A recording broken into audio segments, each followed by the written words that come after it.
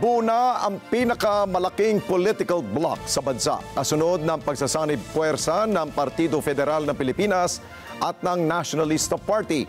At giit ni Pangulong Marcos Jr., nagkakaisa ang dalawang partido para pagandahin at paunlarin pa ang Pilipinas at buhay ng mga Pilipino. Eden Santos sa balita. Formal nang sinelyuhan ang alyansa ng Partido Federal ng Pilipinas ni Pangulong Ferdinand Marcos Jr. at Nationalista Party ni dating Senate President Manuel Villar para sa 2025 midterm elections. Ang signing of alliance ay nangangahulugan ng pagsuporta ng NP sa political party ng Pangulo. Dahil dito itinuturing na pinakamalaki at pinakamalakas na political bloc ang PFP. Congratulations, Partido Federal ng Pilipinas and the Nationalista Party. I'm very, very happy to have that we are today formalizing that alliance. And that alliance now has formed the largest political bloc in the Philippines. This alliance with the President's political party, the Partido Federal ng Pilipinas, is the right first step towards that glorious direction. Giit ng Pangulo na nagkakaisa ng layunin ng political bloc na pagandahin at paunlarin ang Pilipinas at buhay ng mga Pilipino. Ang kailangan natin gawin ay sama-sama tayo, dapat kapit-bisig tayo na nagtutulungan at hindi para lamang sa ating partido, hindi para lamang sa ating mga sarili, kung hindi talaga sa serbisyo para sa ating mga kababayan.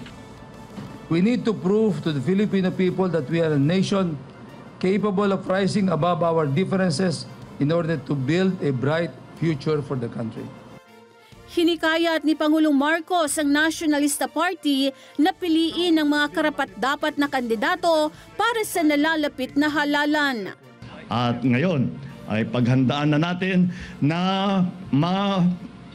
mailagay natin, matulungan natin ang mga kilala natin na talagang iniisip lamang ay hindi ang politika, hindi ang partido, hindi ang sarili, kung hindi ang ating minamahal na Pilipinas.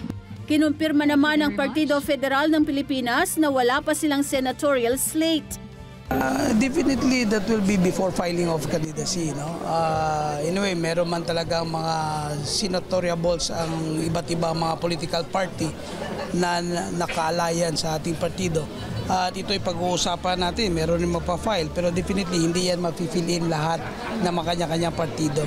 So doon tayo kukuha ng Magic 12.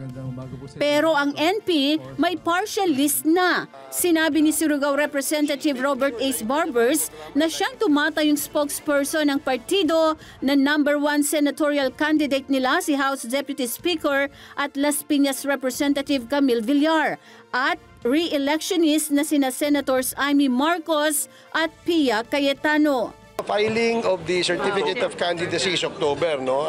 Siguro bago matapos itong buwan ng August, baka meron na tayong lista, partial list, no? Basta Senator Amy, Kong Camille, and Senator Pia. Yes, of course. Siyempre, #1 si Congresswoman Camille. Oh, siyempre, di ba? Bayan, higit sa lahat, di ba? Ang alyansa ng partido ni Pangulong Marcos sa Nationalista Party ay ika-4 na sa mga major political parties sa bansa. Abangan umano kung magkakaroon ng alyansa ang PFP sa Liberal Party. Eden Santos para sa Mata ng Agila. Matatag, matapang, matapat. Maraming salamat sa inyo pong pagsubaybay sa Mata ng Agila Primetime.